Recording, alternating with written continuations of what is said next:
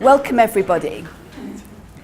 I'm Margaret O'Brien and I'm really so delighted to be hosting this event for Professor Julia Brannen today. There are so many faces in the room that connect with our and Julia's working, family and professional life in the round. Please join us in the front. We're marking Julia's contribution to research methods, building on the really significant volume that many of the speakers today have contributed to, the International Journal of Social Research Methodology. And we have the publisher in the room, if you want to put your hand up. Yeah, thank you. Looking for more papers. During today, several strands of Julia's life will be weaved together. Her contribution to our disciplines, sociology, family sociology in particular, childhood sociology, but also I think the weaving of her own trajectory through academia and her own family life itself will be represented. And we have that space here filled by Peter, Julia's husband at the back of the room, Professor Peter Brannen, himself a sociologist of employment, that's here to mark Julia's contribution. Okay.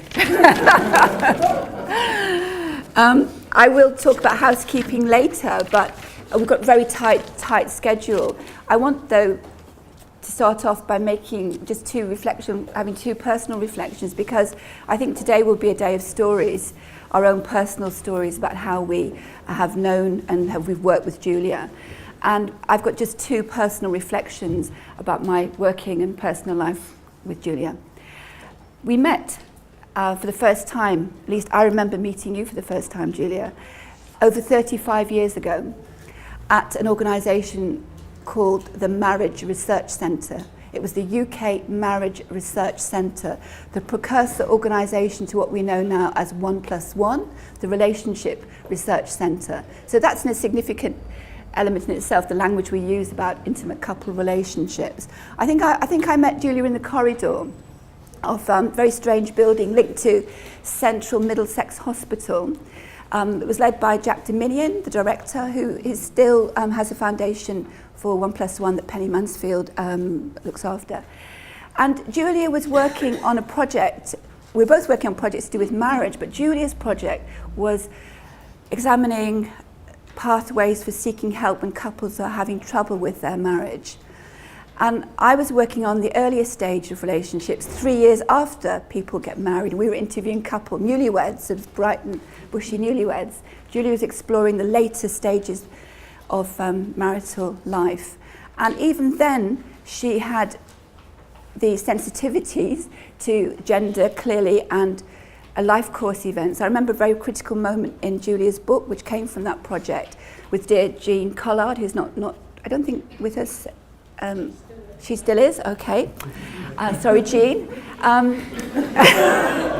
1982, a really, really important book where Julia flagged up that many marriages and relationships can often trace some problems that they have back to critical life events such as employment issues or death of a loved one when the couple wasn't able to cope with that. So that's one very important stage in my life when I was connecting with Julia. And then about 15 years later, in 1994, Julia and I worked together on a project to do with trying to connect childhood and family sociologists to encourage a dialogue between them. They sort of had camps at that time and perhaps still do. And we organised a joint conference, remember Julia, in London House, just here. And that was a meeting of key people in the field, you know, Jens Quattrup and David Morgan, people in the room, Jan Parl's not here, but others, Patricia Allert, others here were trying to encourage dialogue that Julia and I were trying to forge. And actually that year was the International Year of the Family, 1994. And actually this year is the 20th anniversary of that first period. So they were important moments for me. And actually there was a personal element as well in that I was 8 months pregnant when with our daughter when we were doing that event. And Julia was so kind in letting me disappear to lie down at various moments in this 2-day busy schedule. And Julia's had that personal support to colleagues at Thomas Coram, most recently mentoring and supporting Dr. Rebecca O'Connell with the really significant project that we've been awarded on food insecurity in 3 European countries, Portugal, Norway and the UK. And when Rebecca was presenting in Brussels, Rebecca, do you remember that? Okay, just sorry, but Julia was holding the baby, you know, at that time. So important. So we've got a lot of key reflections today and stories from all of us, people who contributed to the issue. A couple of housekeeping matters.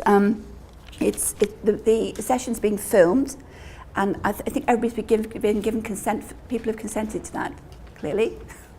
The contributors. No? Really sorry, not very ethical. No consent forms at the back of the room either. Terribly sorry, but we are implicit consent. So the timetable means that we've all got to be quite tight in the presentations, and we're going to start in a moment. But can I remind people that the toilets are just outside on the right and to the left, and there's going to be a tea break at what time? Just 10 to 3. Yes, so to begin with, we're going to have Professor Anne Nielsen from the University of Bergen and Professor Rosalind Edwards from Southampton, who edited this special volume and are going to introduce the day really for us. And thank you very much indeed, everybody, for being here.